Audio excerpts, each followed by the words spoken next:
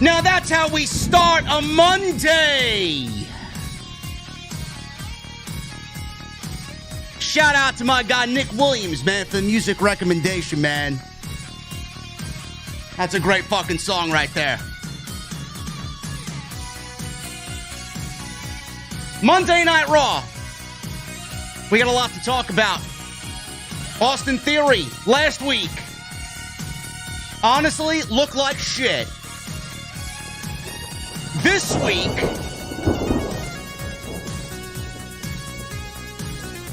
did Triple H fix him? Did Triple H correct the wrongs that he himself gave us? We're going to talk about it.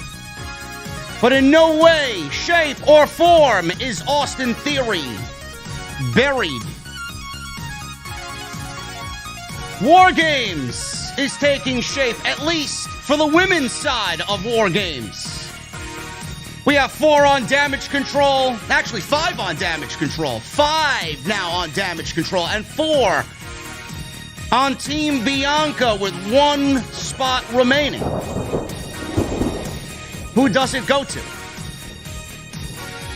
There are a couple of names that we are going to discuss as possibilities for Team Bianca. Seth Rollins and Finn Balor. Main event for the United States Championship. Good match. Overbooked. And Baron Corbin doesn't like Kentucky bourbon. I don't believe that for a fucking second. Ladies and gentlemen, we are going to the OTS venue. It is Monday. A brand new work week. And the beverages, they are ice cold. So I ask, what the fuck are you guys drinking? I'll see you over there.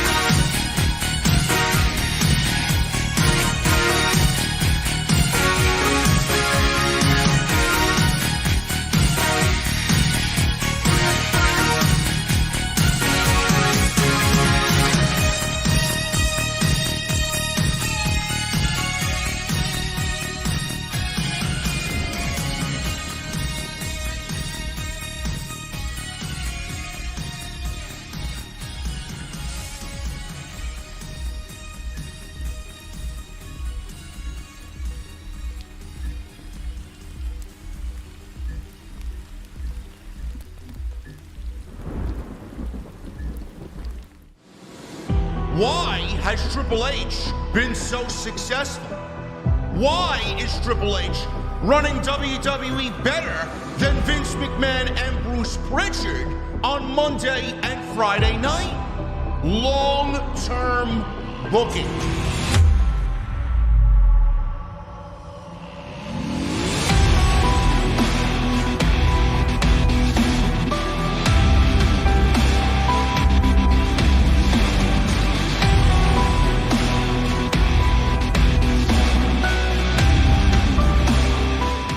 What is going on, guys? Thank you so very much for joining me right here on Off the Script. This is your Monday Night Raw post show for November 14th, 2022. I am your host, JD from New York, as always, coming to you live from the OTS venue.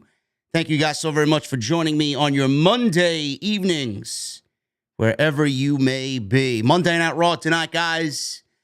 It had its ups. It had a lot of downs.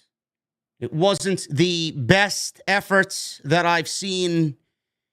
For the first hour and a half, I was struggling to find anything that I could sink my teeth into. And then all of a sudden, we got Austin Theory, and Austin Theory was the breakout star that Monday Night Raw needed tonight. And he was the one that carried the ship tonight on Monday Night Raw. That's what we're going to start off with. Austin Theory. Obviously, it's a hot button topic. Obviously, it is still resonating with whatever Triple H and the creative team did last week. The botched cash-in of Austin Theory on Seth Rollins. And it came for the United States Championship during an open challenge. And I've talked about this not once but twice this week. And I'm going to talk about it again tonight because we got a new Austin Theory. We got a more focused Austin Theory. We got a Triple H Austin Theory. Not once did I use ever in the last 7 days. Through all the times that I've talked about this in the last 7 days, I have not uttered the word buried. I didn't think it was a burial. On the surface, it seemed like a burial. To everybody watching, it seemed like a burial. To the Jim Cornettes out there, it seemed like a burial. To me, it did not seem like a burial. It did not. On the surface, it did, but I wasn't going to those lengths to use that word. That is a word that is very, very often used in the IWC, and I did not want to use that on Monday. I could see why people would think that, but I'm not going to sit here and use it even now. It did not make any sense. Whatever he did last week, it did not make any sense. In fact, it made him look fucking stupid. It made him look weak. It made him look completely irrelevant. It made the Money in the Bank briefcase look irrelevant. And the logic gaps, they were just too big to look at and just kind of overlook. It came during an open challenge. Why would he cash in the briefcase when Seth Rollins was issuing an open challenge? Now, the open challenge, by some people watching it, was kind of thrown away. Bobby Lashley ruined the open challenge. Who knows if Seth Rollins would have even wanted to continue the open challenge last Monday. Austin Theory cashed it in thinking that he could get a guaranteed championship match, even if Seth Rollins did not want to wrestle last week. And he would have a better opportunity by cashing it in, getting a United States Championship. But it was during an open challenge, and it was for the United States Championship. That's not the rule of the Money in the Bank. It insulted our intelligence. The Money in the Bank briefcase, for everybody else before Austin Theory, was used for a World Championship opportunity. Charlotte Flair cashed in her. Or actually, no, she didn't. That's the Royal Rumble. But still, WWE's broken the rules in regards to where they could go with the Money in the Bank briefcase. I said this. Austin Theory cashing in on an NXT championship was one of the ways to go and do that.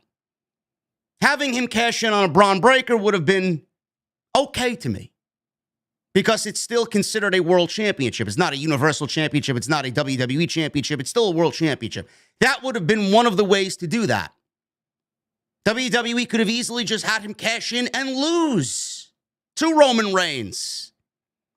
Lose. Cash in and lose. And no harm would have been done. At least he would have tried. At least he would have tried. WWE tonight gave you the excuse and the explanation that Austin Theory cashed in on the United States Championship because he felt like the briefcase was holding him down. And that is a shoot. There is mega truth behind what Austin Theory said tonight. It was holding him back. Every time he tried to cash in the briefcase, something else was going to stop him from getting where he wanted to go. Roman Reigns is not losing the championship. Austin Theory even admitted that. Everywhere I go, there's always somebody stopping me. I tried to cash in on Roman, Brock Lesnar was there. I tried to cash in on Roman, Tyson Fury was there. If I cashed in on Roman any other time, the Bloodline would be there, and they're 5 men deep. So I did what any smart man would do, and I would go after the United States Championship, the championship on Monday Night Raw. Was the explanation enough for the fans watching last week to say, you know what, he does make sense? No. He does make sense, but in the end, it still was a stupid creative decision. And there are ways, and there were ways, that WWE could have went about it. Now we fast forward to this Monday, tonight. After the explanation, we got Austin Theory, and we got Triple H's Austin Theory. He wrestled Dolph Ziggler tonight in what I thought was the best match of the entire show. I don't really care much for Dolph. I don't think anybody really cares much for Dolph. But it was the best match of the entire night. Austin Theory looked great. He then showed face in the main event after Seth Rollins retained the United States Championship and laid out Seth Rollins at the end of the show, looking up at the United States Championship. Austin Theory, has he been fixed following the last 7 days of questionable booking? He's on his way to. Are people going to forget what happened to Austin Theory? Eventually. Was last week right? In some ways it was. Did it make him look weak? Did it make him look stupid? Did it insult our intelligence? Yes, yes, yes. But I never used the word buried because Austin Theory wasn't buried. See, what you guys have to understand, like I mentioned last week, Triple H wanted to undo all the wrongs done by Vincent Kennedy McMahon. This was Vince McMahon's Austin Theory. The Money in the Bank briefcase was the last living thing attached to Austin Theory that Vince McMahon gave him. Now look at where we see Austin Theory. I want you guys to look at Austin Theory. You may not think much of Austin Theory, but I don't really give a shit what you say. He's 25 years old. He's the future of the fucking company. He may be the future of the fucking business. He's 25 years old and he's that good right now. Imagine him when he's 30. When he's in his prime. At 30, he won't even be in his prime. Imagine how good he's going to be at 30 years old. I want you guys to look at what you saw tonight. The Money in the Bank briefcase was the last thing attached to Austin Theory that was Vince McMahon. It is no longer there. Austin Theory got his name back. Austin Theory is now wrestling like he did on NXT, like he did on the Indies. He's pulling out shit that we weren't seeing during the Vince McMahon era. Austin Theory has given up the fucking selfie shit. That was a Vince McMahon thing. Austin Theory has grown out a beard. He looks like a man. And he looks legit. Austin Theory no longer has the briefcase. All of these things wrapped up into one big presentation. Now you're getting Triple H's Austin Theory. And if anybody has a fucking problem with that, I'm going to need you to see yourself to the door. I don't give a shit what anybody says about Austin Theory. He's boring. He's not ready. Blah, blah, blah, blah. He's not ready for a world championship. That doesn't mean he's not ready for a spotlighted position on Monday Night Raw. Austin Theory is here, and Austin Theory is here to stay. Everything that Triple H did last week, the wrong that Triple H did, was for a reason. It was to undo all of Vince McMahon's mistakes. I said this last week, and I said this last night during my Off the Script episode 452. Triple H doesn't want Austin Theory going into WrestleMania season with the Money in the Bank briefcase suffocating him. Triple H doesn't want the Money in the Bank briefcase around when he's trying to book a WrestleMania season as great as it could possibly be. How could he do that when I have, this cash in? What am I going to do with this briefcase? Let me get rid of it. It was a reset. It was a reset for the Money in the Bank. It was a reset for Triple H. It was a reset for Austin Theory. Now Triple H can focus solely on what he needs to do without worrying about, oh shit, Roman, the titles, they're both on Roman. I got this briefcase, this cash in. What am I going to do with it? Was it stupid? Yes. Did it insult our intelligence? Yes. Did it make Austin Theory look like a schmuck? Yes. But I guarantee you, 2 months, 3 months, as soon as we get to the Royal Rumble, you're not even going to think about Austin Theory, because by the time we get to WrestleMania season, Austin Theory will be leagues beyond where we saw him under Vince McMahon, leagues beyond Austin Theory as Mr. Money in the Bank. Everything that they did tonight worked. Was it a terrible excuse? In some ways, I thought it was lame, but it was a very well-constructed promo. One of the best promos, probably the best promo that he cut. And it was a well-constructed explanation, but it doesn't hide the fact that the creative was dog shit. But I appreciate the effort, and it needed to be done. Everything regarding Austin Theory needed to be done. And additionally, he's in the main event program with Seth Rollins, who's the biggest babyface on the show right now. So how could it possibly be that bad for him if he's in the main event program with Seth Rollins, who's the hottest babyface on Monday night? It worked. And Triple H got out of this, surprisingly, unscathed. And Austin Theory got out of it unscathed.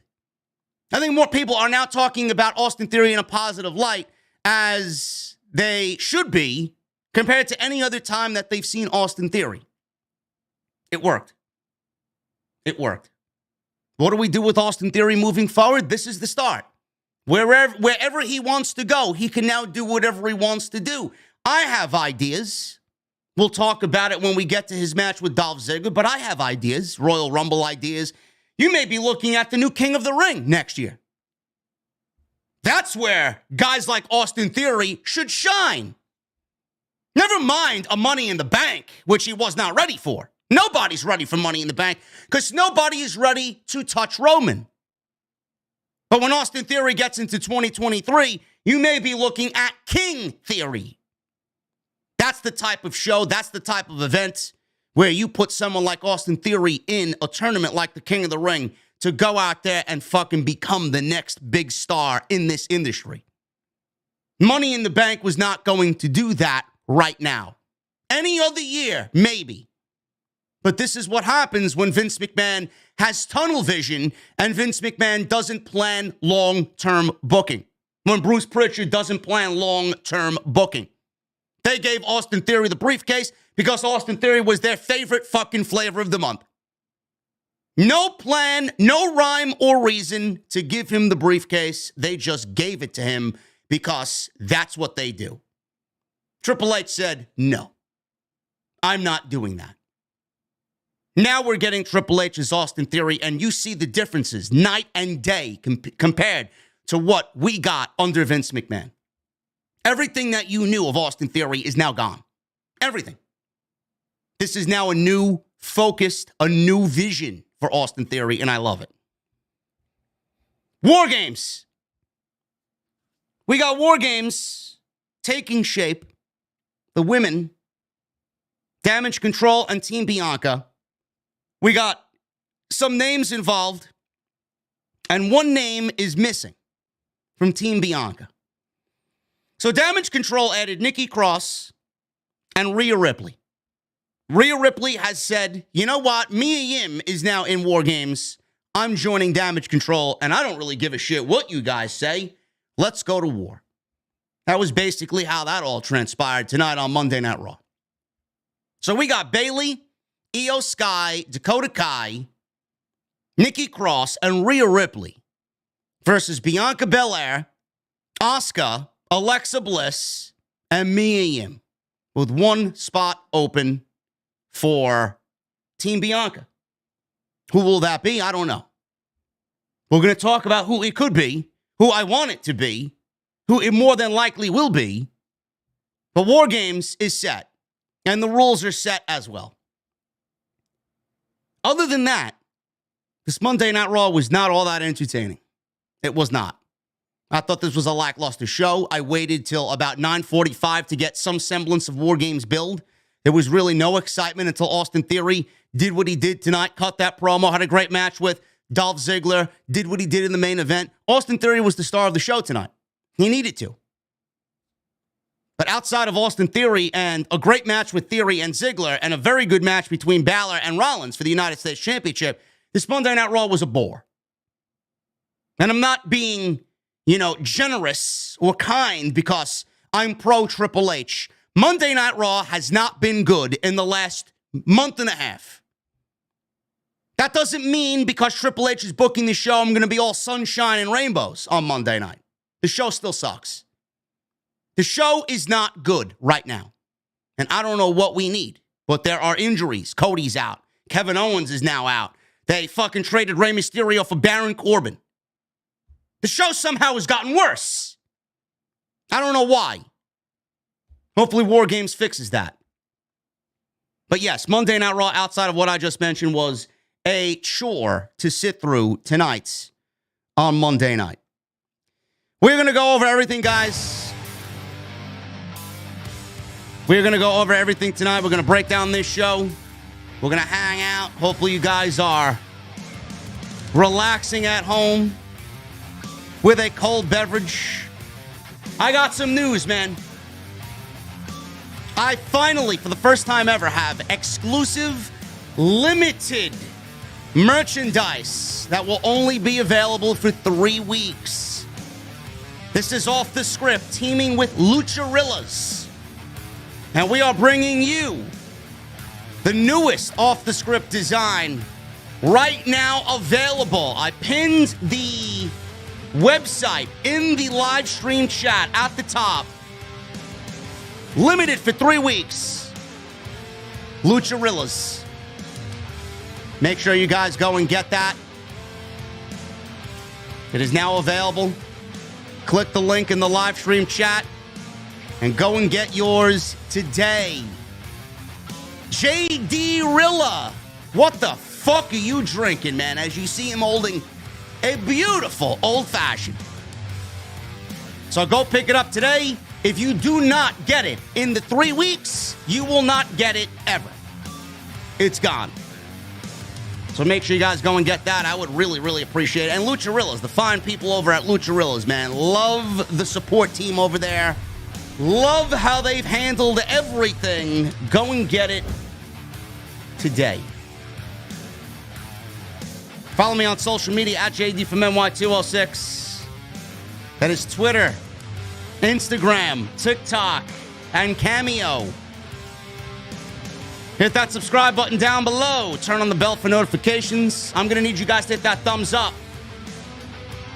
We got 2,200 people in here, man. I need no questions asked. I need 1,000 likes, minimum. Minimum. So hit that thumbs up. Super chats are open. Get them on in. Memberships, always accepting applications to the VIP club. Get them on in. Become a channel member today. On Off the Scripts. I'm working on some other things to up the production quality of the show. Outside of Lucharillas, I got a new t-shirt that's going to go and coincide with my newest project, man.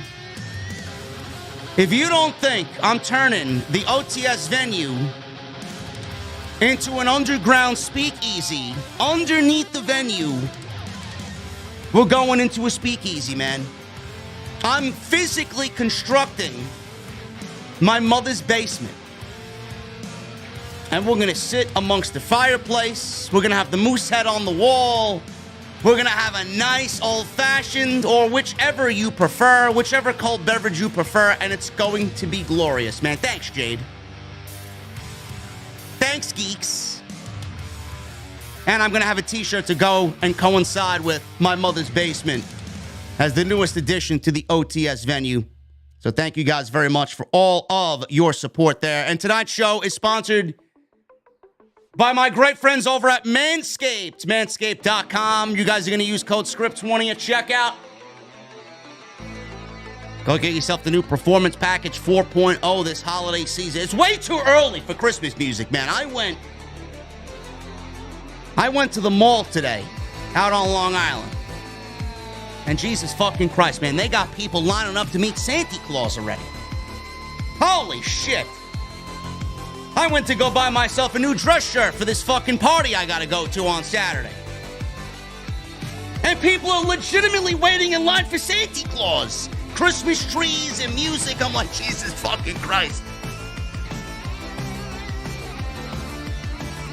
It's too early for Christmas music, but it's never too early to start thinking about gifts, man. Manscaped.com, code SCRIPT20 at checkout. You're going to use that code to save 20% off and free shipping on me.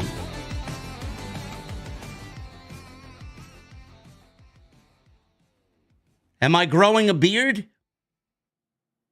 I've always had a beard. Listen, man, if I'm growing a beard, I ain't playing Santa Claus, okay? I have gray in my beard. I could probably play Santa Claus. I could grow something out. I don't want to. I'd be itching myself for days over here, man. I can't stand that shit. But more importantly, man, Santa Claus, you may like Christmas, you may like Santa Claus and Miss Claus and all that other shit, the elves. I'm the Grinch, motherfucker, okay?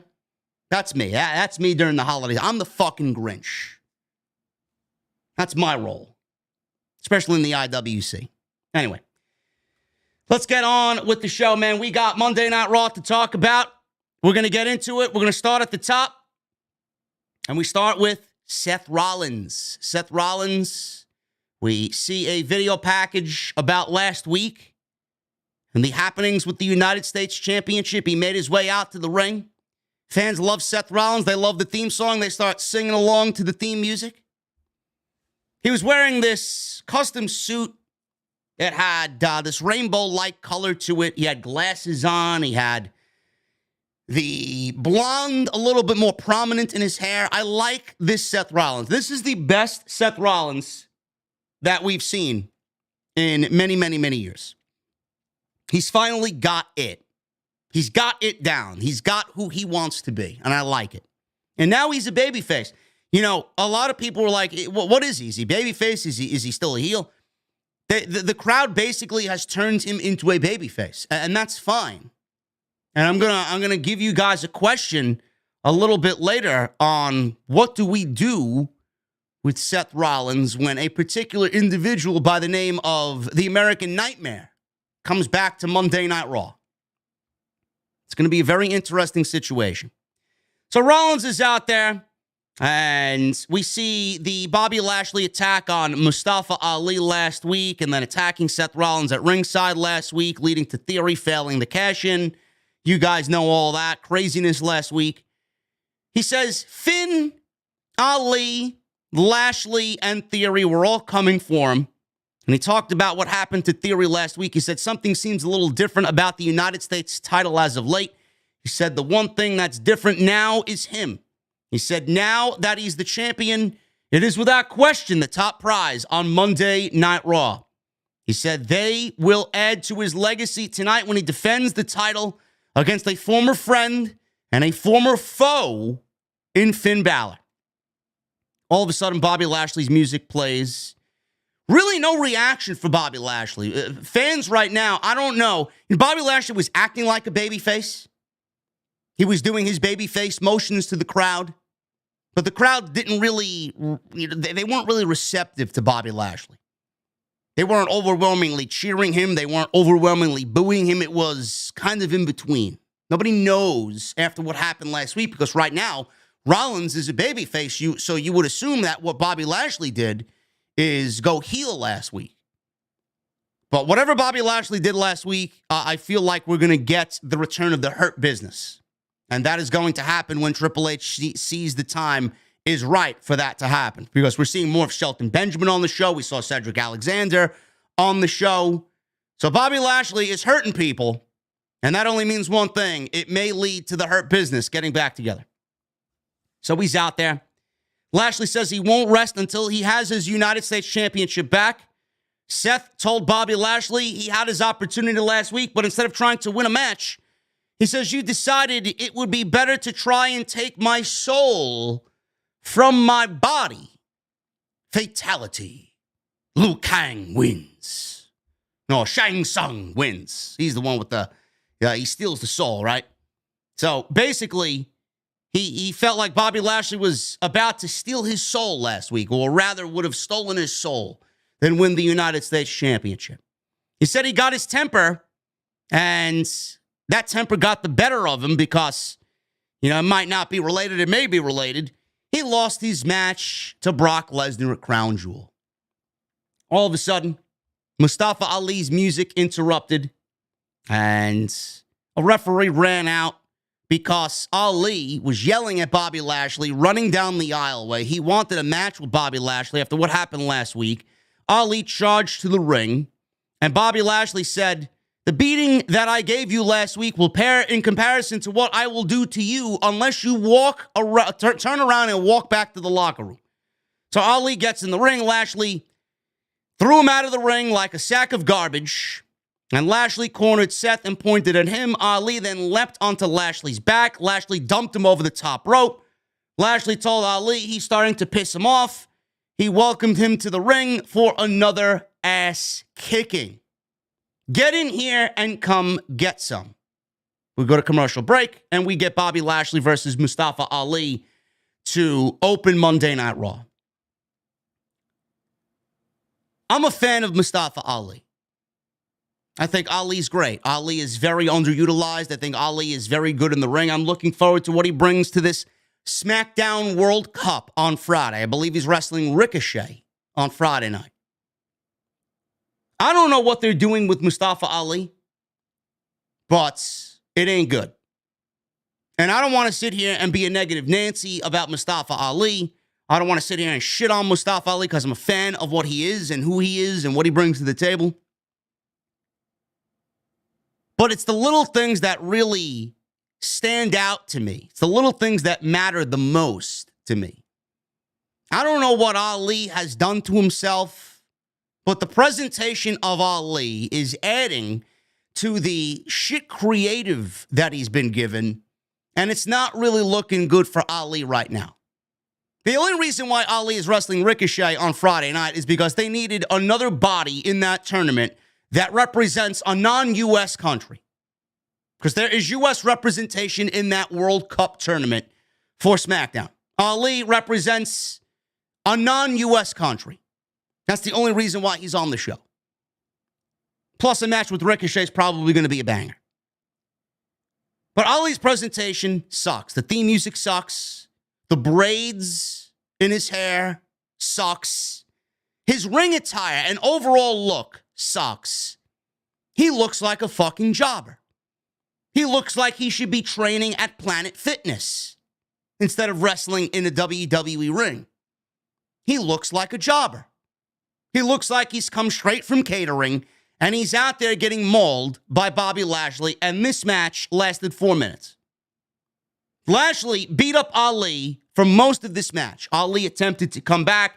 When he avoided Lashley charging in the corner, he landed a tornado DDT to get some offense off the ropes. He got back to his feet. Lashley caught him with a spear, hurt lock, and that was basically it. That was basically it. Ali loses again. So Ali wants a shot at the United States Championship. Ali wants a shot at Seth Rollins. But after tonight, all this did was prove to me that Ali is not in the discussion for any United States Championship. He shouldn't even be talking about the United States Championship, let alone wrestling for a United States Championship. Again, I don't want to shit on Ali, but from my vantage point, my point of view, we are well past the point of no return. He's dead. Ali's dead. On top of that, the fans don't give a shit about him. Indifference. He gets no reactions. Every time he comes out, every week, no reactions. Is that because of Triple H? No. It's because of how Vince McMahon treated him, and now we're getting the remnants of whatever Vince did to Ali. It's not something that's going to easily be fixable overnight. It's not going to be fixable in just a couple weeks. This is going to be a very arduous and long, drawn-out process for Mustafa Ali. He may never get there. But he can look at Vince McMahon and thank Vince McMahon for the non-reaction that he's getting on Monday night now with Triple H in charge. He should not be in any discussion for any championship, period. Kathy Kelly. She interviewed the OC with Mia Yim backstage. AJ Styles says they've evened the odds by adding Mia Yim to the OC. Luke Gallows says he convinced Mia Yim to join them because he has a way with women. Don't let Keith Lee hear you say that, bro. Yim's body language was not really all that positive to Luke Gallows. Styles then challenged Balor to a one-on-one match at Survivor Series. So we're not getting a Judgment Day and OC traditional Survivor Series match. We're getting Balor and Styles one-on-one at Survivor Series. I have no problem with that. I have no problem with that whatsoever. I thought the 5-on-5 or 4-on-4 Survivor Series match would have been good. But they've now taken Rhea Ripley and added her to War Games. Mia Yim is added to War Games. So Balor and Styles, they're the two biggest names in both groups. They're both pretty much the leaders of both of their respective groups. So they're going to be battling it out at Survivor Series. Where does Edge fit into this? I don't know. I don't know where Edge fits into this. I thought Edge was going to be back for Survivor Series. It looks like Edge is not going to be at Survivor. He may be at Survivor Series. I have no idea. I don't know why he wouldn't. This is going to be a monumental event for WWE. Why he wouldn't be there after what they did to him and his wife at Extreme Rules, a little weird. But we're getting Balor and Styles. I have no problem with that. Should be a great match. And hopefully Boston is lively or as lively as they were for Balor and Edge for Balor and Styles at Survivor Series. Mia Yim, she had a return match against Tamina Snuka. Now, you guys know what I think of Tamina. There's nobody meaner than Tamina. There's also nobody as awful as Tamina. Maybe Dana Brooke. Maybe Ronda Rousey. I don't know. A couple of notable names on that list that could be as terrible or terrible, more terrible than Tamina Snuka. But Mia Yim versus Tamina Snuka, this went 3 minutes. There's no way you could possibly convince me that there was not a better person on that roster to put in the ring with Tamina Snuka. Or with Mia Yim than Tamina Snuka. Putting Mia Yim in there with Tamina was not a good look. This was awful. Every bit of awful that I could possibly ever regurgitate to you, that was what this was. Awful. And the less I talk about this, the better. Tamina sucks. I don't care how light Tamina is. I don't care how great you think Tamina is. Longevity, seniority, etc., etc. She sucks. She's not good. Clunky, lazy, almost like she doesn't even want to be in there. So she's wrestling Mia Yim. This could have been a lot better with Mia Yim and her return match. You could have called up somebody from NXT to give a shine to. You could have called some local independent talent from Louisville, Kentucky to get in there and give Mia Yim some offense, right? Now, Tamina. Clunky fucking, two left feet in there, Tamina. 3 minutes. Mia Yim avoided a top rope splash by Tamina. 1 minute into the match, she's going up to the top rope. She landed a running boot to the face in the corner. Tamina came back with an uppercut. Yim came right back with an eat defeat, which is her finishing move for the 1, 2, 3. 3 minutes. So we got Bobby Lashley and Mustafa Ali, 4 minutes. And we got Mia Yim and Tamina Snuka in 3 minutes. Seems more and more like Bruce Pritchard's writing this show as the weeks go on. Remember when Triple H used to do 3 or 4 matches on Monday Night Raw and we got 15-minute matches? What happened? Mia Yim and Tamina, 3 minutes. Yawn. Awful. Afterwards, Rhea Ripley teased entering the ring, and then she got to the apron and then dropped down to the floor, typical heel fashion, and she told Yim that she's in her head. Matt Riddle. Matt Riddle, another geek on this show. Playing the bongos, playing the bong, is Matt Riddle. Kathy Kelly asked where Elias was. Riddle says he's booking their gigs since he's agreed to be in a band with him. Chad Gable and Otis walked up to Riddle and shooshed him good. The shooshing turned into a little song with Riddle playing the bongos every time Chad Gable shooshed him. Otis said Elias and Riddle as a team is a clown show. I would agree. Chad Gable says he's going to put him down into the ground later on Raw. Riddle then said both Gable and Otis are lame. Matt Riddle's character and direction is also lame. It's amazing to me. No, I don't see anybody really complaining in the IWC. You know, all the check marks. They don't really give you what should be. They always dance around and sugarcoat shit. Matt Riddle, this is the worst that we've seen of Matt Riddle. This is the worst Matt Riddle has looked so far on the main roster. This Elias shit, playing the bongs and tag teaming with Elias. He just went into a program coming out of SummerSlam with Seth Rollins where he won a great feud and came out on top in the Fight Pit match. And now he's teaming with Elias, and Seth Rollins is the United States champion. Two different sides of the fucking spectrum here. Rollins is at the top and Riddle's at the fucking bottom. He's a bottom feeder. Riddle gained nothing by beating Seth Rollins and feuding with Seth Rollins. That's how you follow that up with this? I can't fucking wait till Randy Orton comes back. Because then at that point, Matt Riddle will be in something serious, and Matt Riddle will be in a program with Randy Orton where it's going to be intense. Because when Randy Orton's on and he's a heel, it is very difficult to find anybody better than Randy Orton. And you see Riddle continuing to do Randy Orton moves. You know, he's slithering like the Viper and setting up for RKOs and doing draping DDTs. When Randy Orton comes back, it's over. Hopefully this Riddle dies along with that. Because this shit sucks. I don't know how you follow what Riddle was going to do with Seth Rollins or follow up what he did with Seth Rollins with this shit. Damage Control. They approached me and him in the back and says that they share a lot in common.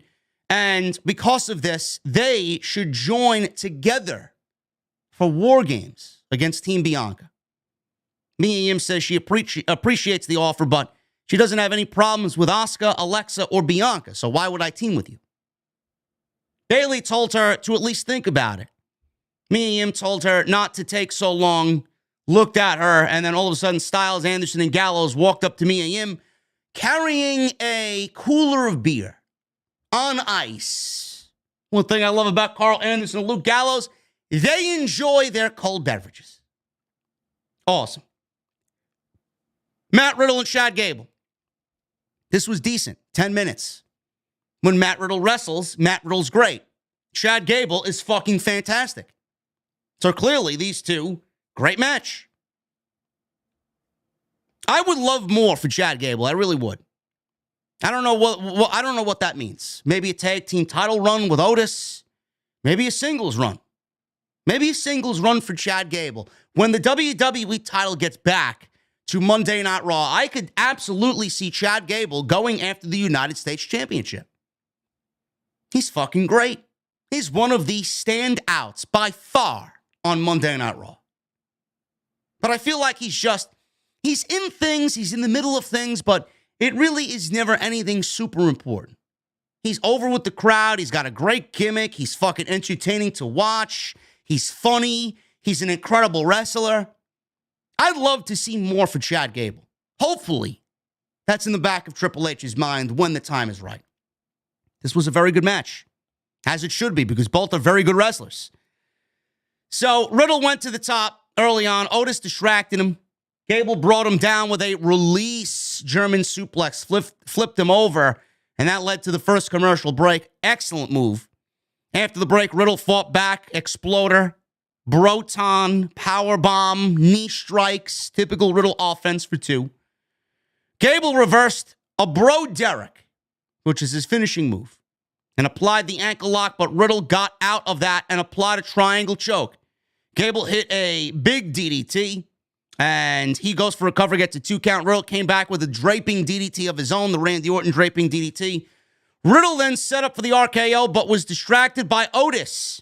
After a couple of back and forths, Gable applied a backslide with his feet on the ropes. The thing is, with Gable's feet on the ropes, the referee didn't see it. Otis added leverage by taking his workout towel, wrapping it around Gable's feet, and really cinched in that leverage pin. 1, 2, 3. Matt Riddle loses to Chad Gable. Nice finish. Really nice finish there. Good match. Goes about 10 minutes. This is the Riddle I want to see. This is the Riddle we need to see on a weekly basis. In there, wrestling, doing his thing, and less of the comedy shit. I appreciate Matt Riddle being Matt Riddle. I don't mind when he does the, yo, bro, the shit from time to time. But every fucking week, he's out there playing the bongos, and he's acting like a fucking half-witted idiot.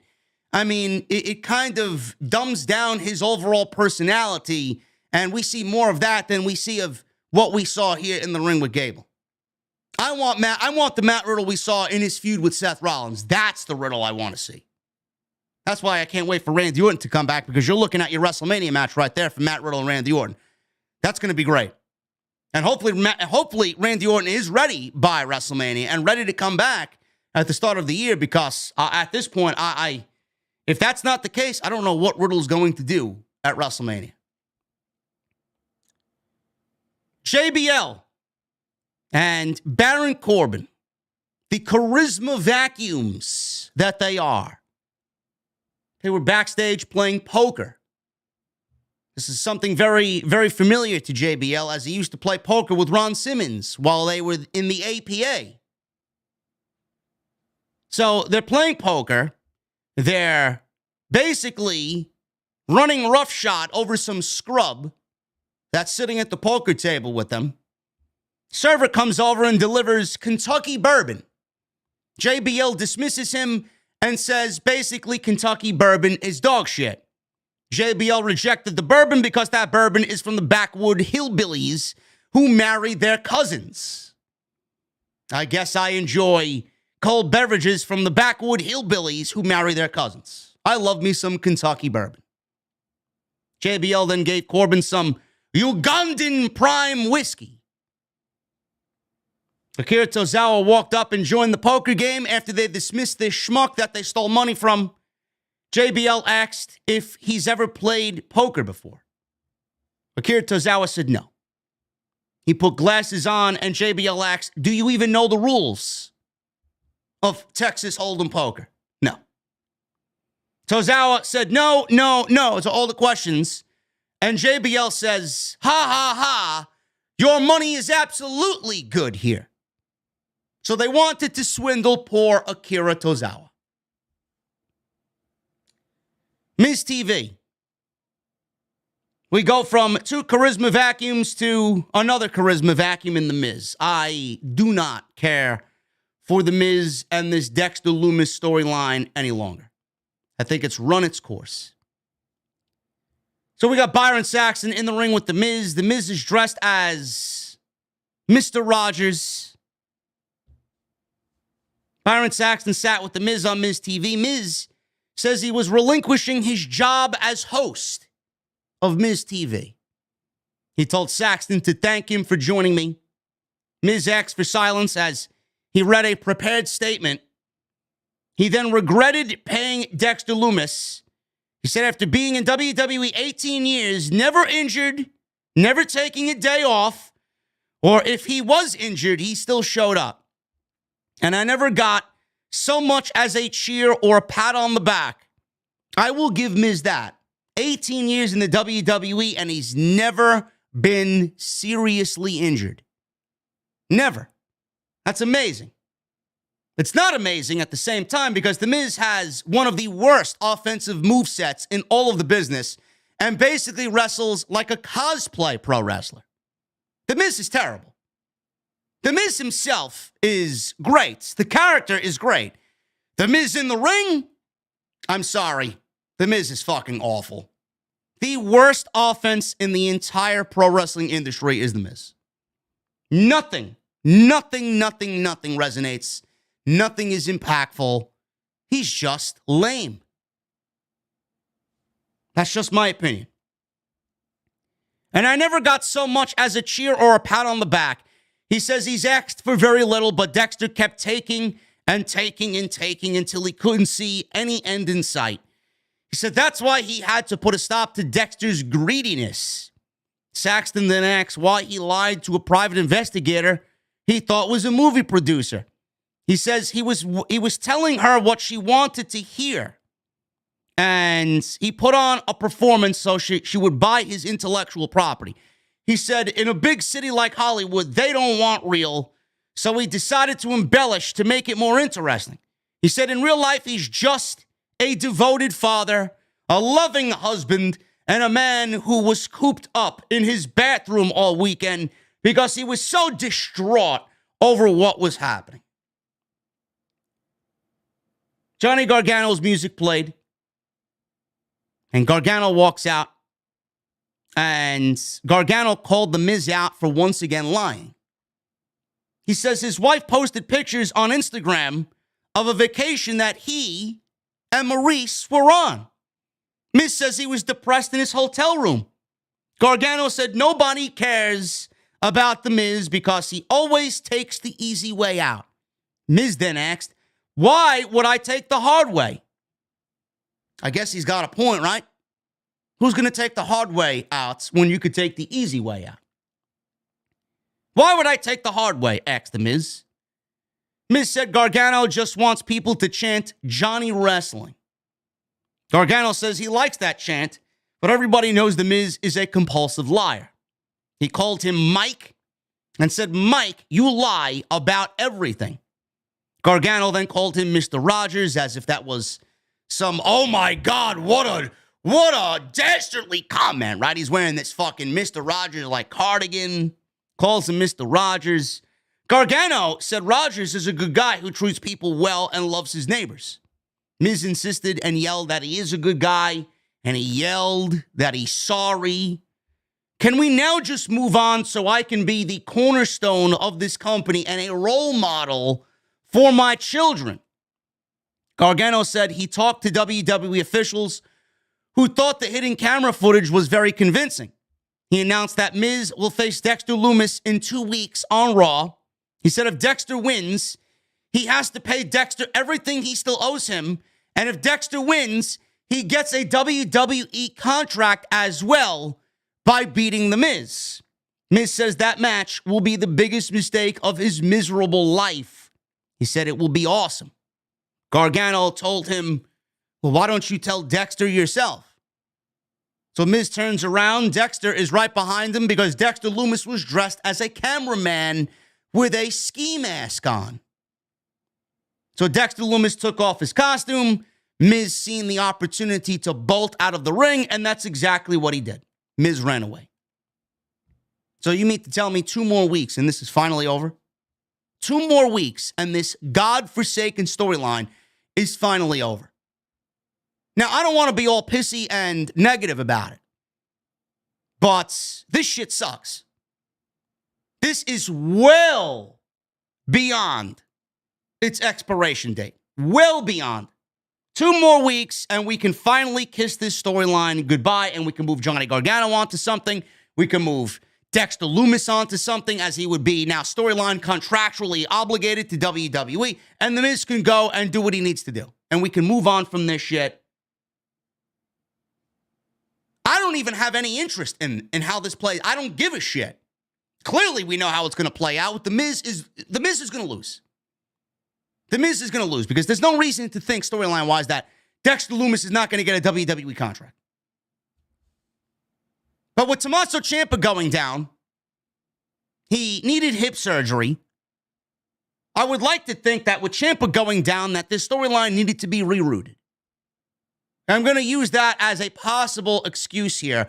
When Ciampa went down, who was aligned with The Miz, They didn't know where else to go, so they now included Johnny Gargano into it. And I feel with Ciampa, with him going down with the injury, they needed to go to plan B. And this is what we're getting. What you see now playing out is plan B. But I can't wait for this shit to be over.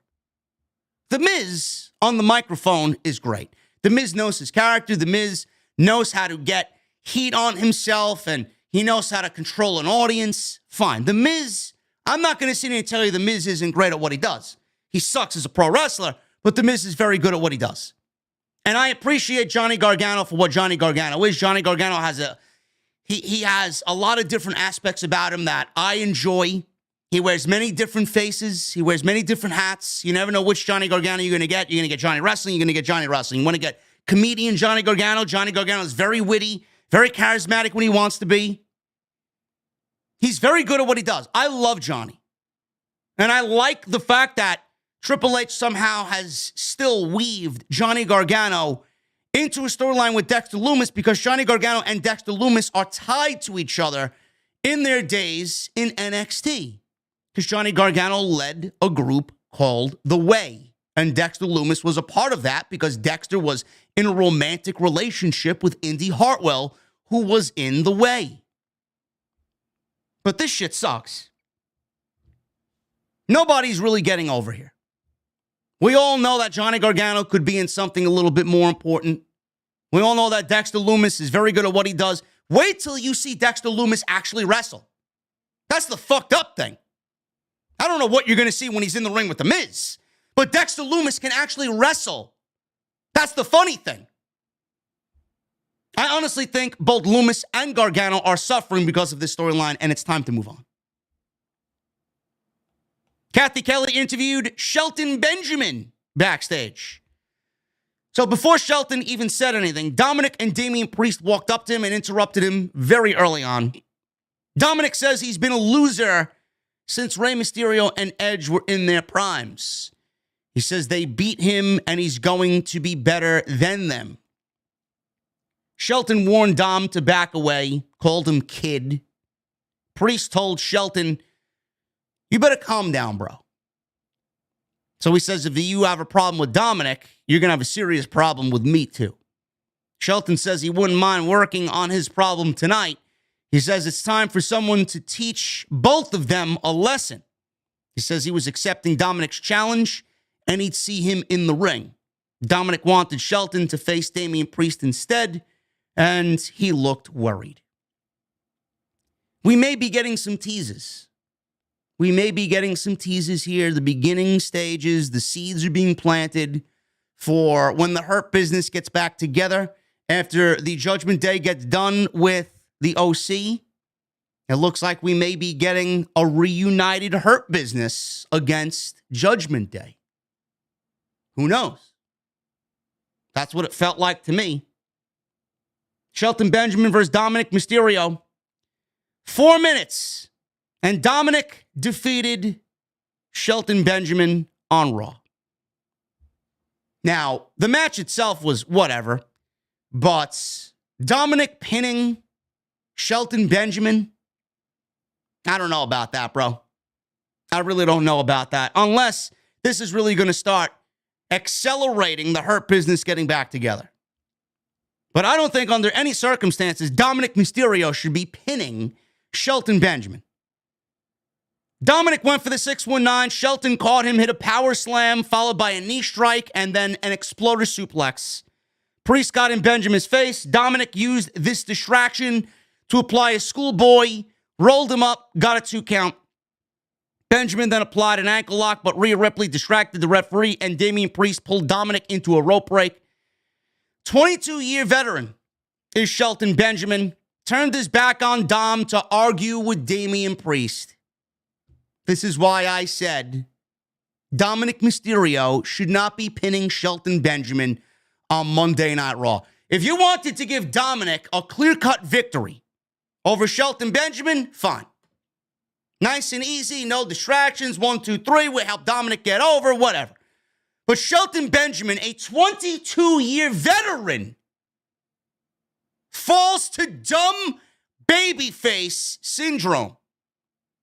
22-year veteran turns his back on Dominic Mysterio to go pay attention to fucking Damian Priest and Rhea Ripley? How stupid can you make him look? Dominic shoved him into the ring post, hit a DDT, goes to the top rope, hits a frog splash, and that was it. I will give Dominic his credit. He's got a very nice looking frog splash, but that's about it. The 22-year veteran is Shelton Benjamin loses because of a distraction. You'd think he'd know a thing or eight at this point in his career. No. Kathy Kelly, busy woman tonight, interviewed Austin Theory about his failed cash-in. This was easily the highlight of the show, and this was easily the best promo that Austin Theory's delivered so far on the main roster.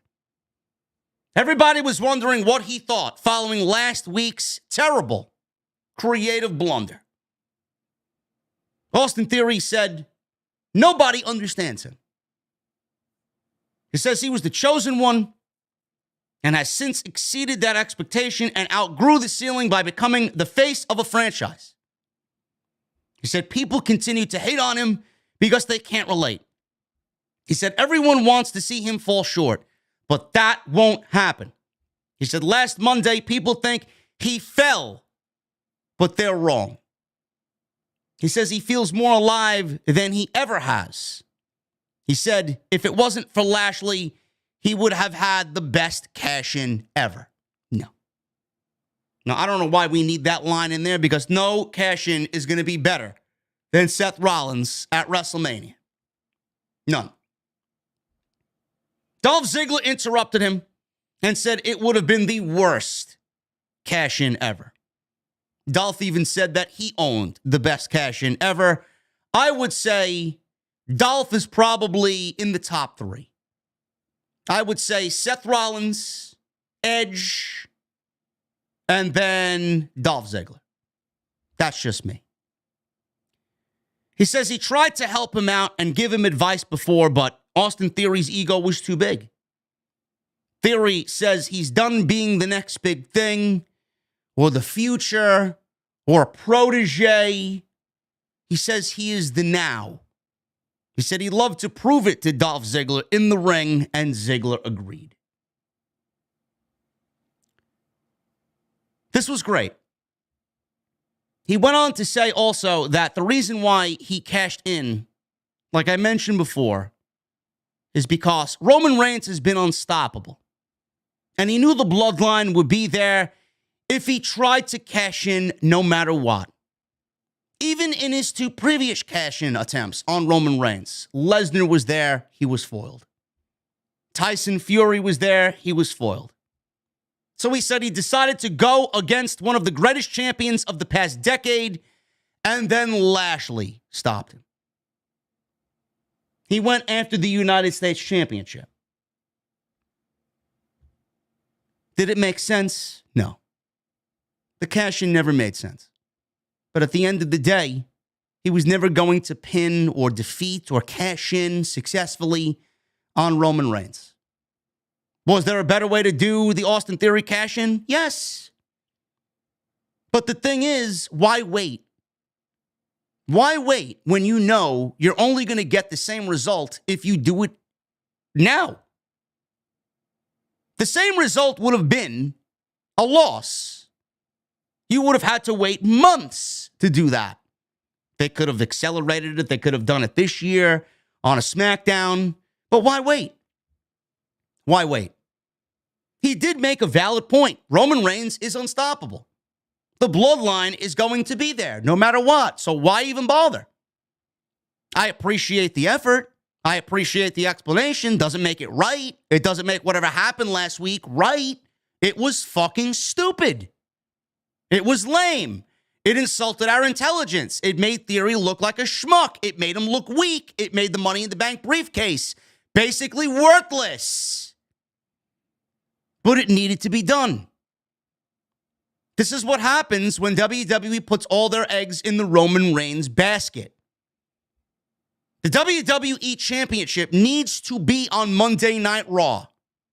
But right now, Roman and the Bloodline are the hottest thing in all of wrestling, and there's no way WWE is putting a stop to that. So this is what they came up with. Nobody is beating this version of Roman Reigns. Nobody. This version of Roman Reigns should not have his title reign ended on a fucking cash-in. This version of Roman Reigns needs to lose 1, 2, 3 in a traditional match that's going to be as important as any match in WWE history, with the outcome going to whoever is in the ring with him. Not via a fucking cash-in because someone's holding a fucking briefcase.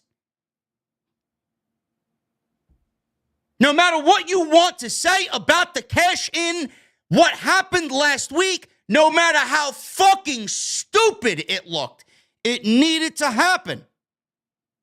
We can look at it for the fucking terrible creative it was. But at the end of the day, everybody's going to look at it and say, you know what? I don't mind it.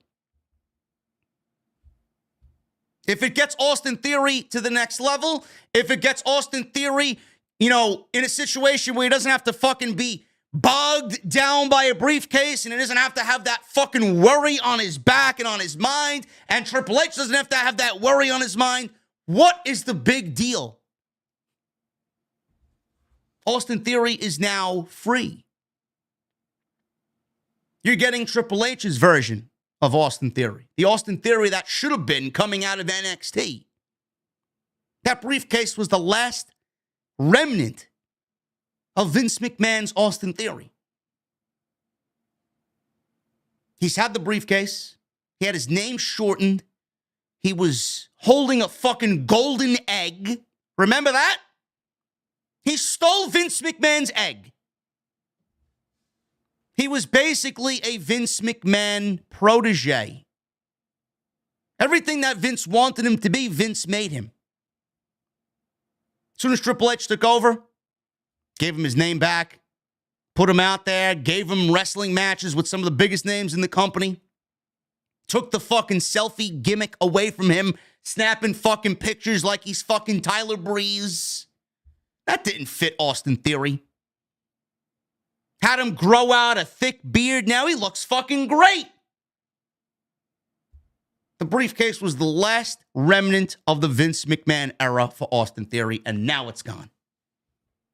If Triple H needed any reason to take that briefcase off of Austin Theory, that is the one thing that people are going to overlook.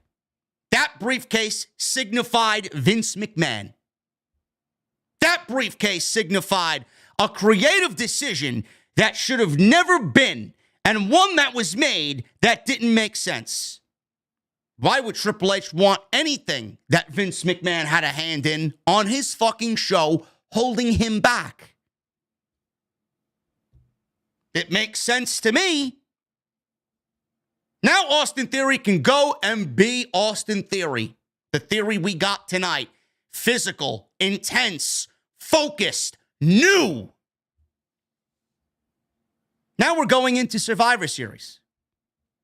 Who knows what Austin Theory is going to be doing at Survivor Series? We may get a triple threat match with Rollins, Lashley, and Theory. I would prefer Theory versus Rollins, to be quite honest with you. That's just going to be the better match. But I could see Bobby Lashley being involved. Triple threat match for the United States Championship. I don't know if we're taking that title off of Seth Rollins right now. They need a major name. They need a baby face on this show that's going to anchor the brand, where the WWE Championship right now is not there because it's on Roman. But what does that mean for Austin Theory? He can go out there and win matches now. He can go out there and be the 25-year-old fucking stud that we know he is. He's 25 years old. He's not even, at the age of 30, going to be in his prime yet. The future of the business is in very good hands. We got Austin Theory in WWE. We got MJF in AEW. I don't know what more in this business you want with talent like this on our TVs, and will be on our TVs for years to come. going into 2023, you may be looking at an Austin Theory that is already at the top of WWE's food chain, at the top of the card. I'm already thinking long-term for Austin Theory. I'm thinking come the Royal Rumble, you want Austin Theory to fucking showcase himself? You can have Austin Theory show up in the Royal Rumble at anywhere from numbers 1 to 5, and I'm having him last. Austin Theory could realistically be in the Royal Rumble for nearly 60 minutes and pull a Rey Mysterio and pull a Bob Backlund and pull a Bryan Danielson and be there at the end in the Final Four. Doesn't mean he's going to win it.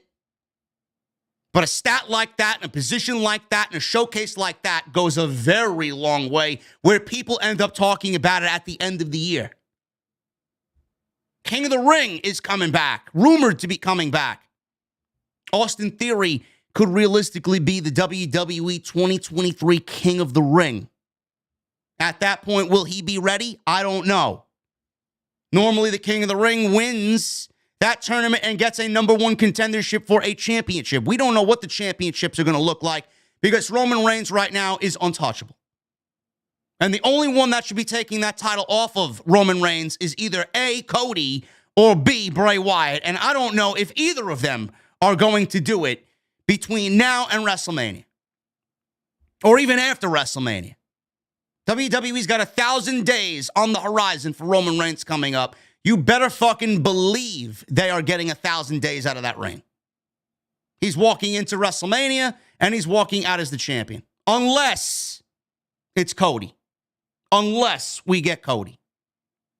Which I would hope for. Because that's the match I want more than anything. Austin Theory could win Money in the Bank at WrestleMania. Austin Theory could win Money in the Bank all over again at WrestleMania if they put the match back on WrestleMania. And we would have from WrestleMania in April till next April 2024, where Austin Theory could realistically be ready for a WWE Championship. So no matter what people are talking about with Austin Theory, everything that's coming up that is going to be something to create a new star. We got so many different opportunities next year where Austin Theory could be right in the thick of things. Who's to say he doesn't win Money in the Bank all over again at WrestleMania? At least this time, it will be a Triple H Money in the Bank and not leftovers from the Vince McMahon era. I have no problem looking at the positives in this situation. I could sit here and fucking tell you over and over and over again until I'm blue in the face. Did what they did last week, did it look fucking stupid? Yes. Could it have been done better? Absolutely. But who gives a fuck? Who cares? After Survivor Series, you're not going to even talk about it. It's not even going to be on your fucking breath. Believe me. This will be one of those situations where people are mad about it now and will move on quick, and you're not even going to fucking worry about it. If Triple H is not worried about it, why the fuck are you worried about it? Seen a lot of people saying buried. I said this in the beginning of the show. I could see why people said buried. On the outside, it does look like a burial. But if you really think that Triple H is going to bury Austin Theory purposely, like Vince McMahon rumored wanted to bury Gunther, I don't believe that for a fucking second. Not from Triple H. Not from the guy who hired Austin Theory. Why would anybody think Triple H is going to bury Austin Theory? It was a symbolic burial of the last remnant of the Vince McMahon era in regards to Austin Theory. That's all it was. So you could use burial, but it wasn't a burial of Austin Theory. It was a burial of whatever Vince McMahon wanted to do that did not fit into the narrative of the new vision of Triple H. That's all it was.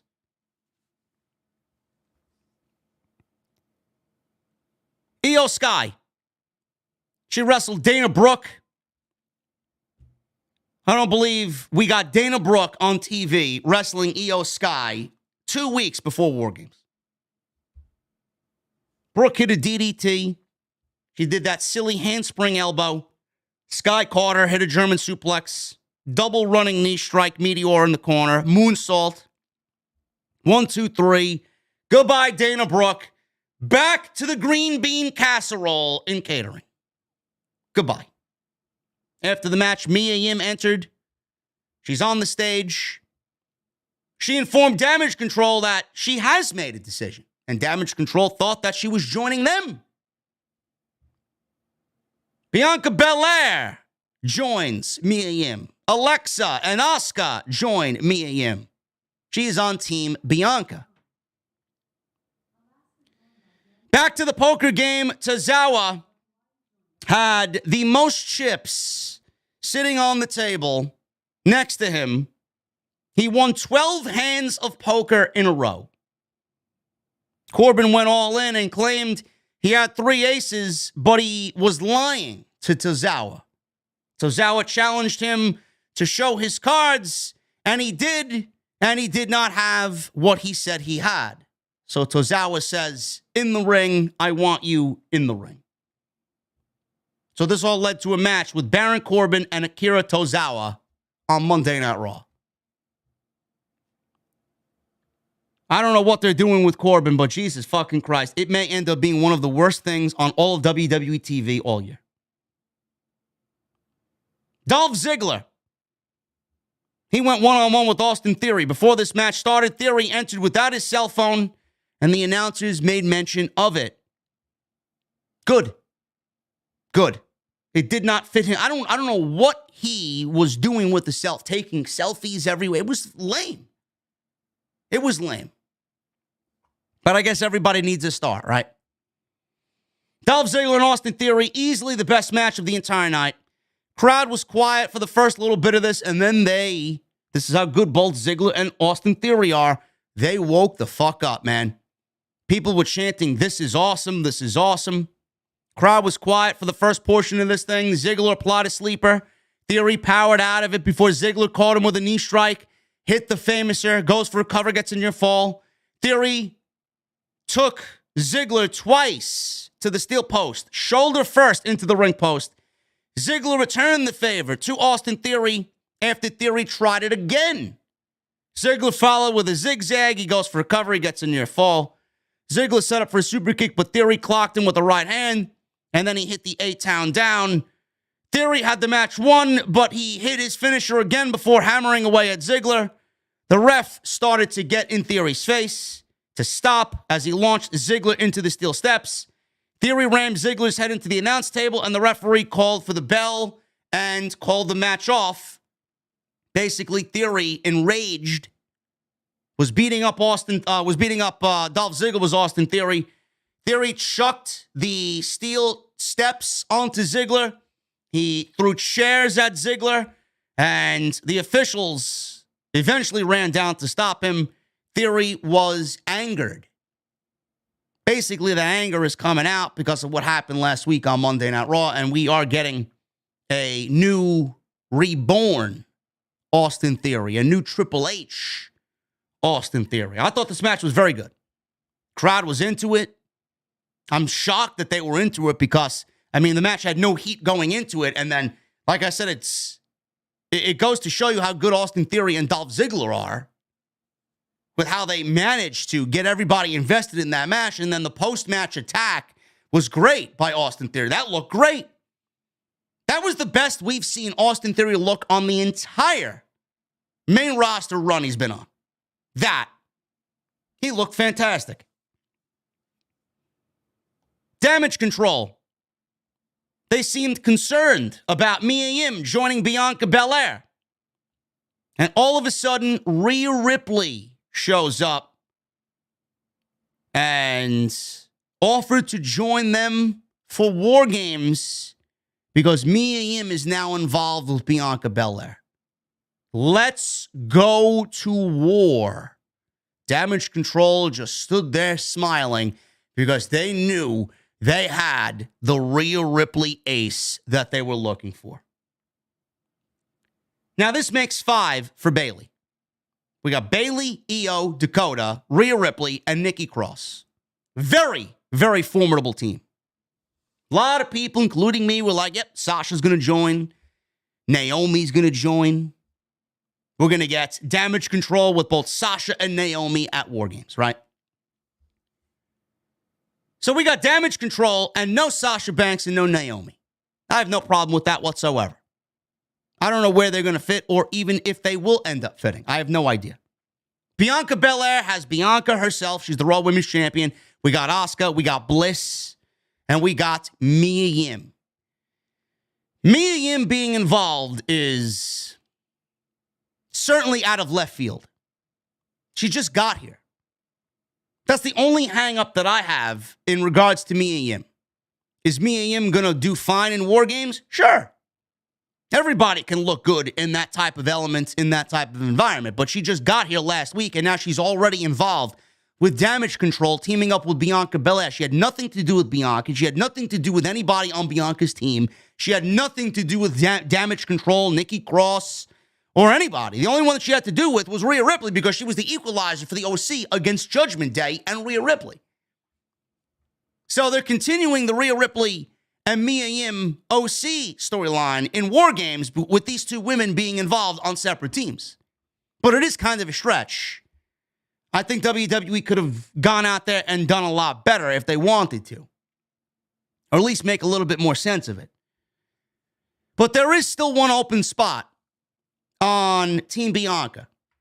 Now, there are names. First, I want to say, and I don't mean this in any disrespectful way towards Alexa Bliss, but with all the Bray Wyatt shit happening, with all the Bray Wyatt clues and the Bray Wyatt logos during Alexa's segments on Raw, who's to say Alexa even makes it to War Games?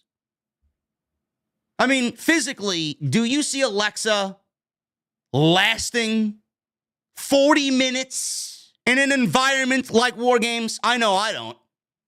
I don't think Alexa is cut out for something like War Games. Who's to say Alexa doesn't get taken out before the match? Remember when Dakota Kai took out Tegan Nox in the NXT War Games that they did during Black and Gold? Took out Tegan Nox. That's something I could see happening to someone like Alexa. Maybe we get Bray Wyatt's influence kind of taking her out of the match. I know I don't see her lasting 40 minutes in that type of environment. That may be where Sasha Banks shows up and teams with Bianca. That could be an option. I'm not saying that's what's going to be, but it could be something along those lines where we get one out and then in comes Sasha.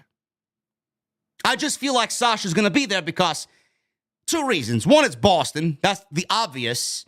And number two, that woman wants history. That woman wants to be a part of history, and that's the first Women's War Games. I just cannot see Mercedes Varnado not being a part of the first Women's War Games. I just can't. I can't see it. So that may be a way. I can't see Alexa lasting 40 minutes in a fucking Women's War Games match. She's not built for that. The other thing, Candice LeRae was involved with Damage Control. We could see Candice LeRae be named, but we haven't seen Candice LeRae in a couple of weeks. I don't know what's going on with Candice. I don't know if she's hurt. I don't know if WWE's pulled her from this storyline. I thought Candice was involved, and now all of a sudden we haven't really seen much of Candice LeRae at all. Could be Candice. The other one that I'm thinking about, what if WWE wants to really up the ante here? And we do Rhea Ripley on Team Bayley. She's joining Damage Control. And Rhea Ripley, thinking that she's going to be on Bayley's team and aligned with Damage Control, she's got Mia Yim on the other end. Who's to say Bianca Belair doesn't go out and get Beth Phoenix to join her for War Games? So not only does Rhea Ripley have to deal with Mia Yim, who is the insurance policy of the OC and AJ Styles, but Bianca Belair as a surprise. Okay, Rhea Ripley wants to go and do that. I'm going to call up Beth Phoenix, and I'm going to ask her, hey, do you have any plans for Boston and War Games? Would you like to join me? I could see Beth Phoenix joining Team Bianca and being a part of War Games. So we could see Candice. She's probably the least interesting option. We could see Beth Phoenix. That would be intriguing. And it would tie up loose ends coming from Extreme Rules. Or we could see Sasha Banks. Because like I said, I don't see Sasha Banks not being at War Games. Or we could get Sasha and Beth Phoenix. As I said before, I could see Sasha taking Alexa's spot while Alexa is taken out of the match because I just can't see Alexa lasting in a War Games environment. So it's either one of those three joining Team Bianca or we get two of the three and Alexa gets taken out. I don't know. Now, the wild card is, and this is somebody that I mentioned, the wild card that we could see is Becky Lynch. But I don't really know if Becky Lynch is due to come back. Becky Lynch has been gone over 100 days now. I don't know the severity of her injury. I don't know if she's ready to come back. She could definitely be the wild card here. She could. Because she definitely fits into the plan. Survivor Series would definitely fit with Becky Lynch. War Games would definitely fit with Becky Lynch because Becky Lynch was with Bianca at the end of their SummerSlam match when Damage Control first arrived on the scene. So we could see Becky Lynch. But I don't know what Becky Lynch is doing. I don't know the status of Becky Lynch. I don't know if she's really that injured. She's been gone for over 100 days. Maybe WWE's keeping it very quiet because they want it to be a surprise. I don't know. I would rather Sasha than Becky. I think WWE keeps Becky out. This is just me speaking. I think WWE keeps Becky out because I don't really think WWE wants Becky in this environment. I think they're going to get ready for WrestleMania season with Becky Lynch. I think Becky wins the Royal Rumble. And she gets Ronda Rousey at WrestleMania. That's just me. But it could be Becky Lynch. Becky Lynch could be the wild card. I don't know. So we'll see what happens. But the Women's War Games match basically is set, except for that one unknown on Team Bianca. Baron Corbin, 3 minutes with Akira Tozawa. End of days, goodbye. I don't know. I mean, they brought Baron Corbin all the way to Louisville, Kentucky to drink Ugandan whiskey, play poker, and beat up Akira Tozawa. My God, man. My God, this is the best we got for Baron Corbin? I'm actually starting to feel bad for the fucking guy. Awful, awful, awful. Kathy Kelly interviewed Bianca Belair, Asuka Bliss, and Yim. Belair said, if adding Mia Yim was big, just wait till we add a fifth. It could be anybody. I just mentioned who I think it could be. Kelly noted that there will be a match next week to determine who gets the advantage at War Games. She said the decision isn't being taken lightly. She said no matter who they throw at her, they'll represent. She said their opponents are about games, but they're about war. As they left, Gable and Otis walked up to Kathy Kelly and asked if she's forgotten to interview the biggest winner of the night. He said he and Otis would easily beat Riddle and Elias. Seth walked past them, and he's getting ready for the main event. Saxton approached Finn Balor and asked about the challenge thrown down by AJ Styles. Balor said, of course I accept. He said tonight is focus on Seth first. He says they have a lot of unfinished business, and he will become the new United States champion. And this was a very good match. This was the main event. It went over 20 minutes. And to me, I like the Theory and Ziggler match better, but this was a very good match as well, as it should be, because Seth and Finn Balor are two excellent professional wrestlers. So we go to commercial break about halfway through this thing, and Seth was on offense. He went for a top rope splash. Balor got the knees up, so that kind of shifted the control of the match into Finn Balor's favor. We go to commercial break. So we come back from commercial break. The pace is picking up a little bit from the first half of the match. Big moves are being thrown out by both guys. Seth got a near fall with a nice-looking sit-out powerbomb. Balor climbed the top rope. Seth knocked him off balance. Seth then executed a top rope superplex. Balor countered with a 1916 and then brushed off a superplex attempt again. He got a near fall. Seth was setting up for his stomp. Dominic and Damian Priest run out and distract Seth Rollins. Balor rolled up Seth for a near fall. Seth landed a series of strikes. He took a nice big swing at Damian Priest on the ring apron. Balor landed double stomps on Seth, but Carl Anderson, Gallows, and Styles with Mia Yim ran out, and everything kind of just broke down and got convoluted. Priest speared Anderson into the announce desk, and Balor climbed to the top rope, but Styles, behind the referee's back, jumps on the ring apron, shoved him off the top rope. He was choked out on the top rope on the way down. Priest and Styles then fought into the crowd. Dominic and Gallows were brawling back in the ring. Craziness is happening on the outside. Seth caught Balor with the curb stomp for the 1, 2, 3, and he retains the United States Championship.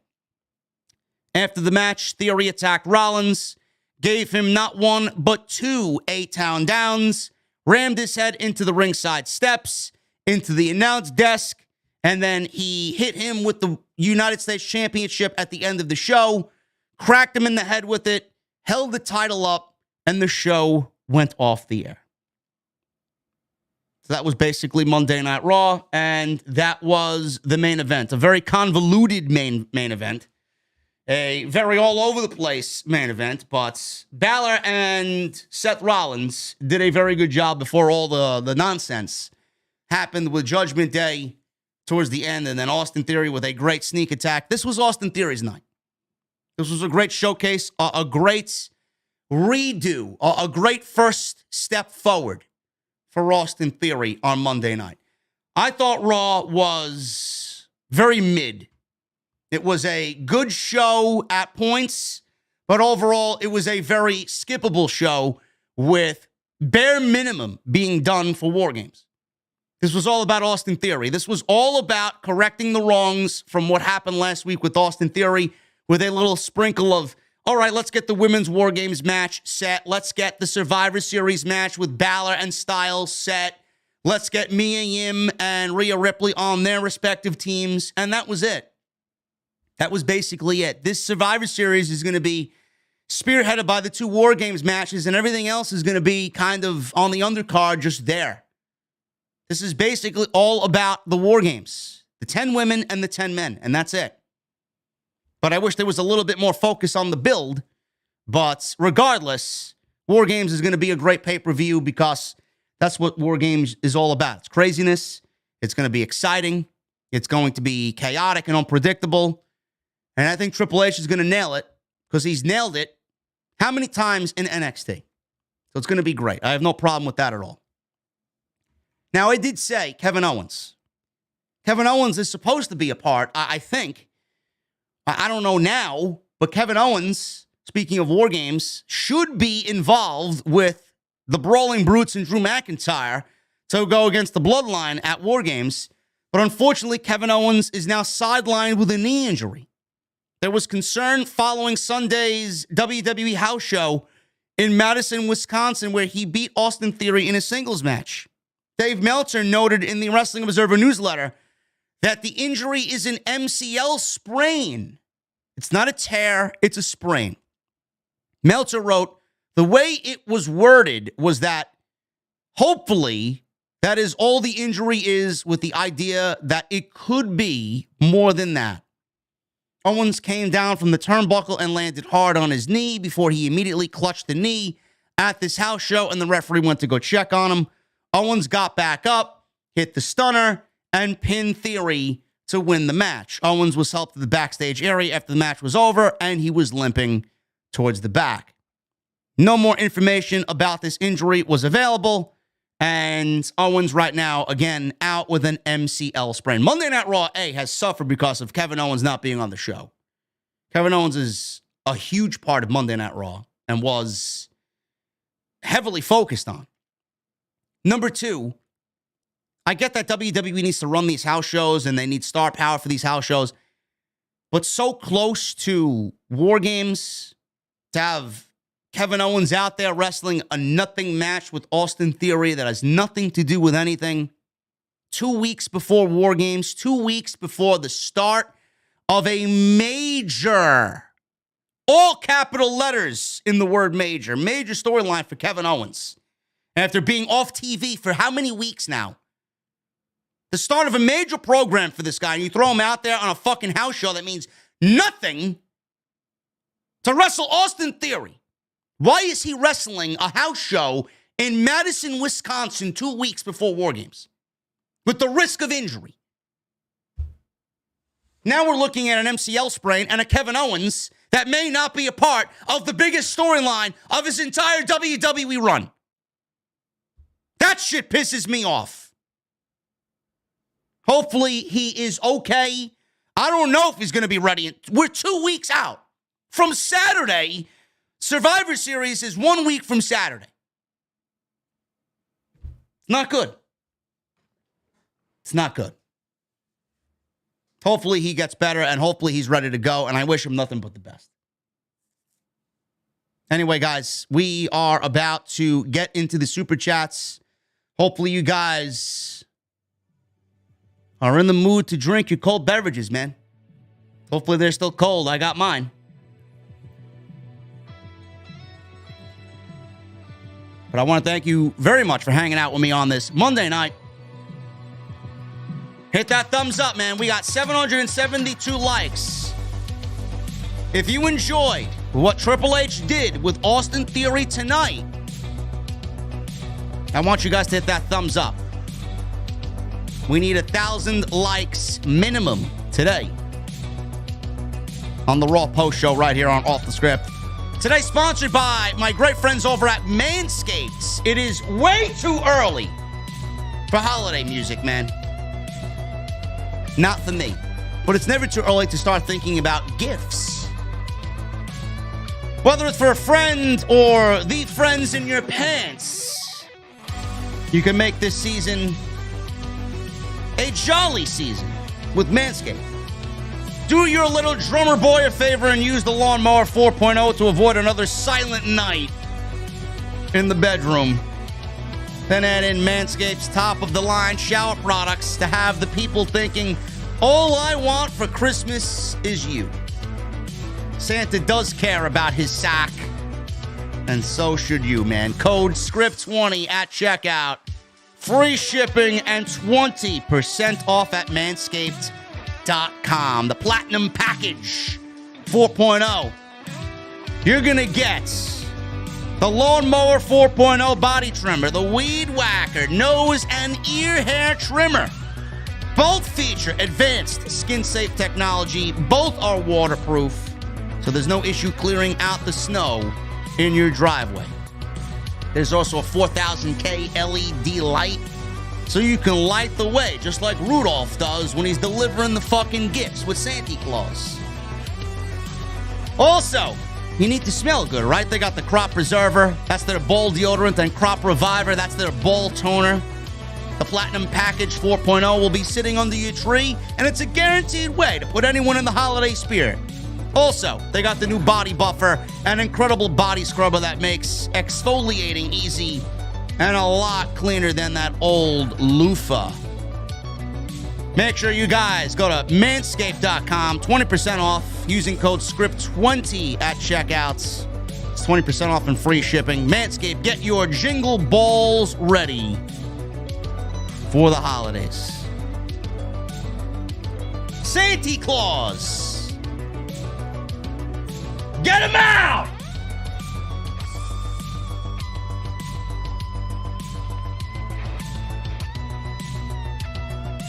Let's get into the Super Chats, guys. Michelle Moran with a $2 Super Chat. KO being out 6 weeks may delay the story with Sam. So KO is out 6 weeks. Is he out 6 weeks? Is that what they said? If he's out 6 weeks, who do we get to fill in for Kevin Owens on Team Brawling Brutes and Drew McIntyre? It's going to be very interesting. Not Today Jay with a $20 Super Chat, followed by a $9.99 Super Chat. Here's my theory for War Games. We'll find out the real or the rest of the team of Team Bianca before War Games, but Damage Control will tease they found their final member, and that member will be revealed at War Games, and that member will be Sasha. Well, Not Today Jay, you are way off. Because Rhea Ripley is the fifth and final member of Damage Control. To be fair, I did say my last comment before the Rhea Ripley segment, so more than likely Sasha and Naomi return at Rumble, which I had originally thought in the first place. I think Sasha will be at War Games. That's my prediction. I could be wrong, but that's my prediction. Thank you for the 30, not today, Jay. I appreciate you, bro. Michelle Moran with a $2 super chat. Well, they solidified a Seth face turn tonight. Yes, they did. They actually did that last week.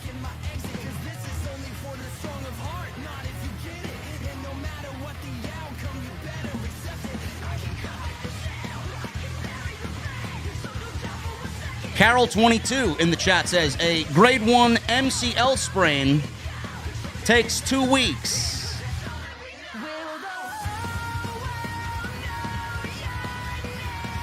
Josh Spicy with a $5 super chat. What happened when Top Dollar tried peeping on Zelina from his canoe?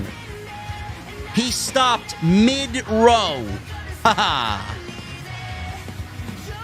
Listen, Josh, we got Sidro as our OTS comedian. Noah Driscoll with a $5 super chat. Can we get rid of the 3-hour shows, please?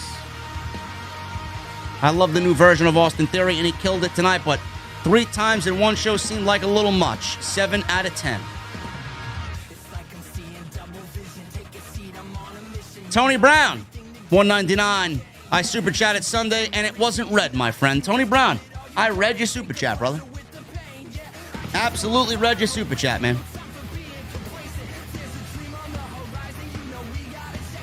Jabril Muhammad with 2 $4.99 super chats. Hey, JD, in your opinion, what are the best or your favorite Resident Evil games? I know I'm just getting into them by playing the original first game. My favorite Resident Evil games are Resident Evil 4 and Resident Evil Village.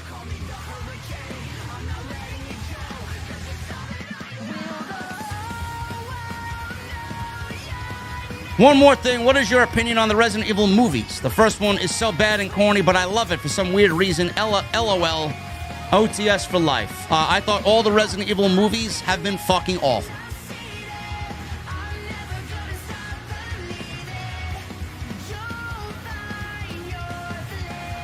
Ali with a $4.99 super chat. Hey, JD, let's just say if Bray Wyatt vs. LA Knight match did happen at Survivor Series, how would you have rated that match? I don't think that's going to happen at War Games, bro.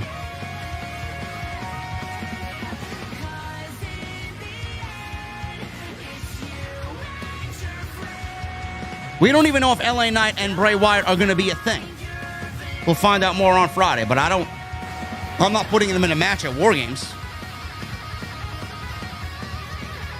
Joseph Taylor with a $5 super chat. JD, I've been subscribed to your channel for 11 months. Thank you, Joseph.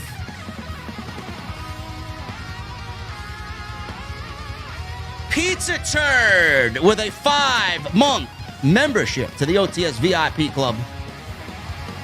Cheers to 5 months. Best $25 I've ever spent. JD is a modern day wrestling podcast god. Baron Corbin sucks. Get him off TV. Pizza Turd, I appreciate you, bro. Thank you so much, man.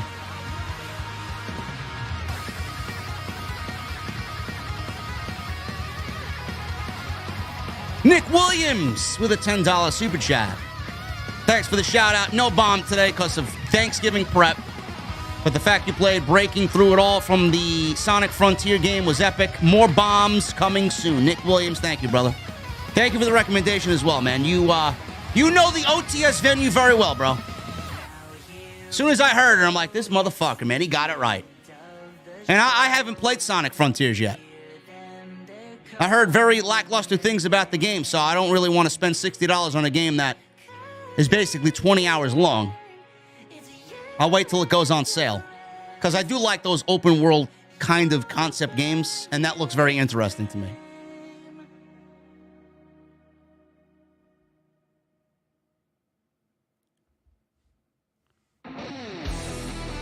Francisco with a $5 super chat. JD, my 1995 Honda Civic finally gave out on me. And I am glad to say I will be pulling up to the venue in my 2022 Chevy Camaro from now on. Francisco, I'm happy to hear it, bro, but my Mustang doesn't want to see any Camaros parked outside the venue.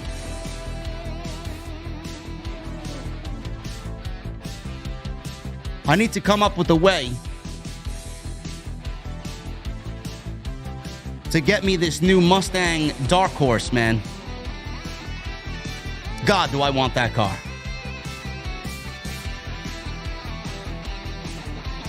Nick Williams with a $10 super chat. I messed up my own super chat from the previous, but Men's War Games may be in trouble because of Kevin Owens being injured at a house show. Who should replace him if he can't make it? Well, we don't know, bro. I have no idea. I have no idea who could replace Kevin Owens. Kevin Owens is the only one that makes sense.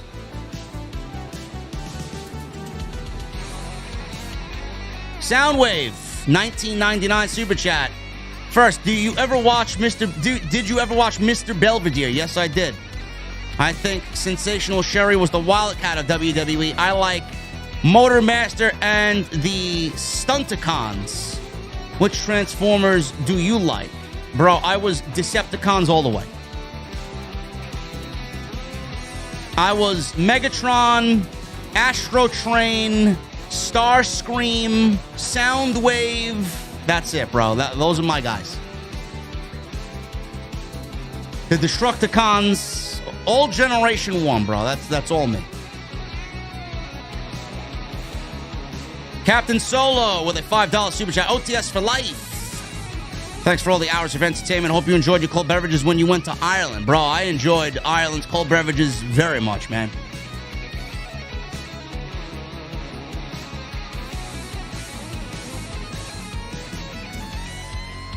I could see Braun Strowman. I could see Ricochet. I could see Matt Riddle.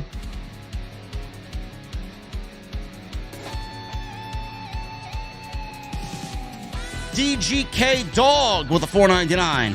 Setting up Candice LeRae to be the last member of Team Bianca to no reaction will be a little rough, especially for people expecting a Sasha or a Becky. The reason why they haven't announced it yet is because I feel like it's somebody big.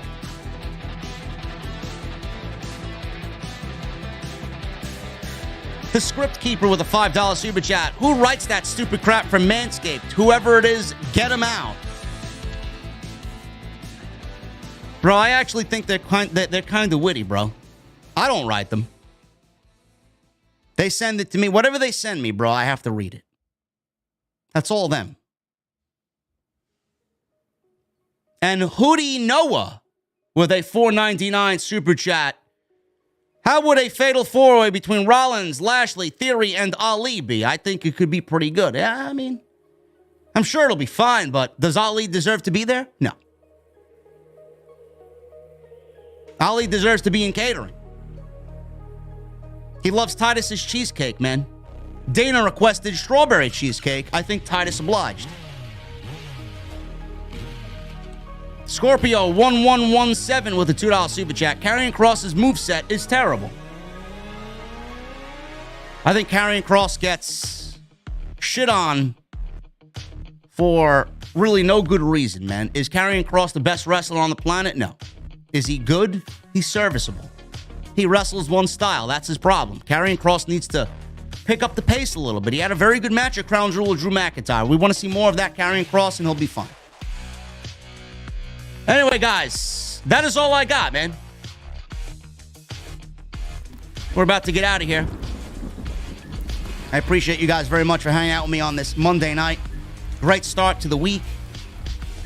I may actually review NXT tomorrow night, man. I may actually sit here on Tuesday night and go over NXT, man. We got two big championship matches. Braun Breaker's defending the NXT championship against Von Wagner.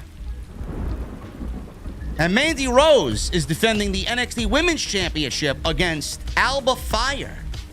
So we got two big championship matches on Tuesday night, man. So I may be live for that. I'm not sure yet. I'll let you know. Anyway, guys, thank you so much for joining me. Thank you for the super chats. Tony Brown, $4.99. Why not lease your Mustang? I'm a former financial manager. I don't know, bro. I like to own. Maybe I should lease. I don't know. Thank you, Tony Brown, for the $4.99. Again, guys, thank you so much for hanging out with me on this Monday night. Hit that thumbs up. We got 819. I don't know why it's so difficult to get likes out of you guys, man. I didn't entertain you. I didn't do a good job tonight. Where's the 1,000 likes? We used to hit 1,000 likes all the time. Minimum. It's like you guys are being stingy with the likes. It's fucking free. Anyway, guys, I'll keep you posted on NXT. Follow me on social media at JDfromNY206. That's Twitter, Instagram, TikTok, and Cameo. Let me see those emojis in the chat. And I need that music on max. Guys, thank you so much.